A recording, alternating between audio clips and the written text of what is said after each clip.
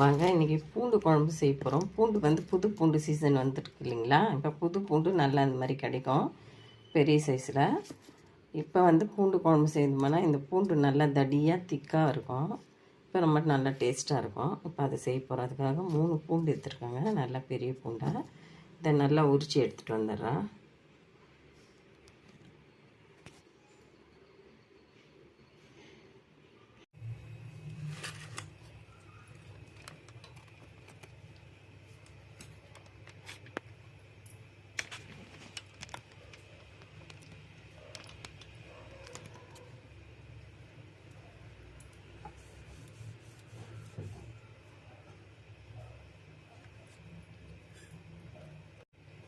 அடுப்பில் பாத்திரம் வச்சு ஒரு 1/2 ஸ்பூன் அளவுக்கு வந்து எடுத்துக்கலாம்.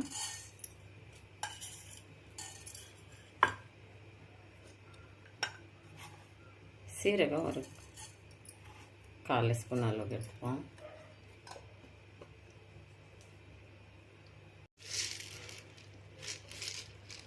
மிளகு ஒரு 1/2 ஸ்பூன் எடுத்துக்கலாம்.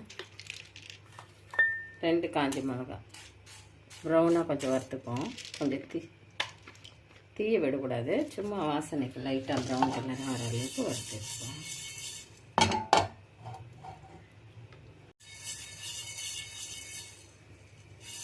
நல்லா ப்ரௌன் ஆகிடுது. இதை அப்படியே பொடியாக பவுட்ரு பண்ணி எடுத்துகிட்டு வந்துடுறேன். அடுப்பில் கடாய் வச்சு ஒரு 100 கிராம் குறைவாக எண்ணெய் போட்டிருக்கேன். கடுகு போட்டுக்கலாம்.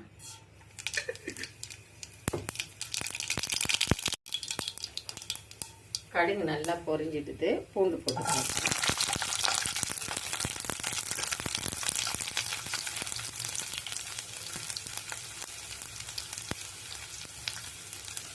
வெங்காயம், கருவேப்பிலை.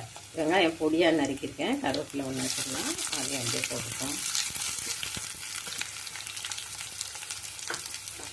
நல்ல ப்ரௌனாக கொஞ்சம் நல்லா ரொம்ப வந்து பூண்டு வந்து பெரிய சைஸ் இருக்கிறதுனால கொஞ்சம் நல்லா வதங்கினா நல்லாயிருக்கும் வாசனையாக.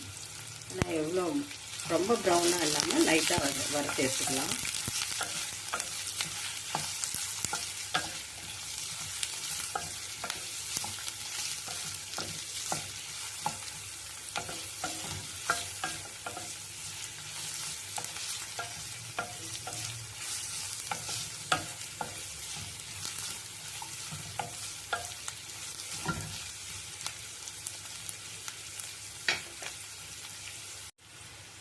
பாருங்க, ஒரு ஸ்பூன் அளவுக்கு மிளகாய்த்தூள் எடுத்துருக்கேன், குழம்பு மிளகாய்த்தூள்.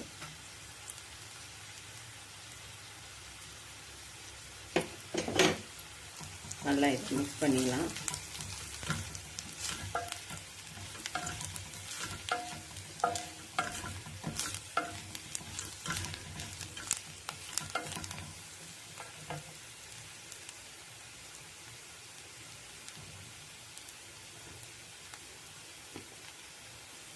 தக்காளி ஒரு 5 தக்காளி அப்படியே நைட்டாக அரைச்சி வச்சுருக்கேன், அதையும் போட்டுக்கலாம்.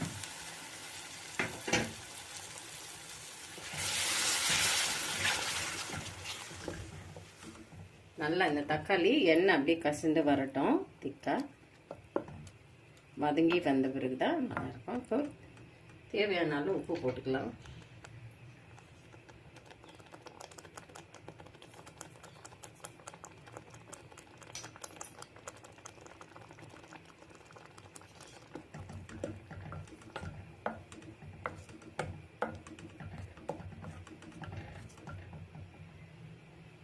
நல்லா இது வதங்கணும். நல்லா திக்காக ரெடியாக எடுத்து பூண்டு குழம்பு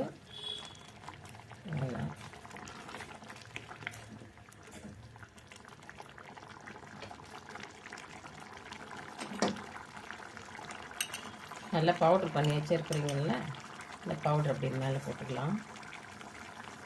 வாசனையாக இருக்கும். நல்லா பூண்டு குழம்புனாலே இந்த பவுட்ரு தாங்க ரொம்ப முக்கியமான பவுடருங்க. அதை இதை போட்டால் தான் நல்லா பூண்டு குழம்பு வாசனை வரும்.